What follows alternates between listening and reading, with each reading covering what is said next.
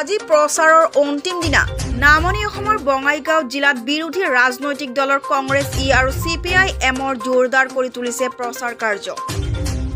ৰাজ্যৰ পৌৰসভা নিৰ্বাচনৰ আজি অন্তিম পৰ্যায়ৰ প্ৰচাৰৰ কাৰ্যত নামনি অসমৰ প্ৰতিটো জিলাৰ লগতে বঙাইগাঁও জিলাতো আজি শাসনাধিষ্ঠ বিজেপি আৰু মিত্ৰজোঁটৰ অগপ দলৰ তুলনাত বিৰোধী ৰাজনৈতিক দলৰ কংগ্ৰেছ আৰু CPI-M দলে এই প্ৰচাৰ কাৰ্যত ব্যাপক জোৰদাৰ কৰা দেখা গৈছে।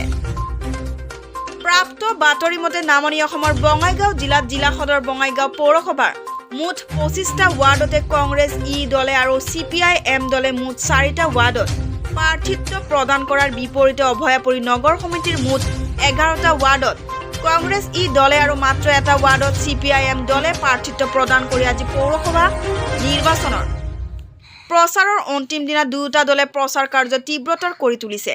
নমস্কাৰ, আপোনালোক সকলোকে ভাৰতীয় জাতীয় কংগ্ৰেছৰ পৰা শ্ৰদ্ধা জনালোঁ। আমি বঙাইগাঁও পৌৰসভাত 19টা সমষ্টিত ভাৰতীয় জাতীয় কংগ্ৰেছ দলৰ প্ৰাৰ্থিত্ব আগবঢ়াইছোঁ। বিভিন্ন জাতি জনগোষ্ঠীক লৈ গঠিত এই দলটিক আপোনালোকে হাতৰ ছবিত ভোট দি আশীৰ্বাদ দিব বুলি আশা প্ৰকাশ কৰিলোঁ। আমি একো নকওঁ, মিত্ৰজোঁটৰ মাজত বিজেপি বা AGP তেখেতসকলে কি কৰিছে কি কৰা নাই সেইটো মই ক'ব নাযাওঁ, কিন্তু আমাৰ ফালৰ পৰা আমি কৈছোঁ CPI-M দলৰ প্ৰাৰ্থী হিচাপে মোক ইয়াত 10 নম্বৰ ৱাৰ্ডত মনোনীত কৰিছে।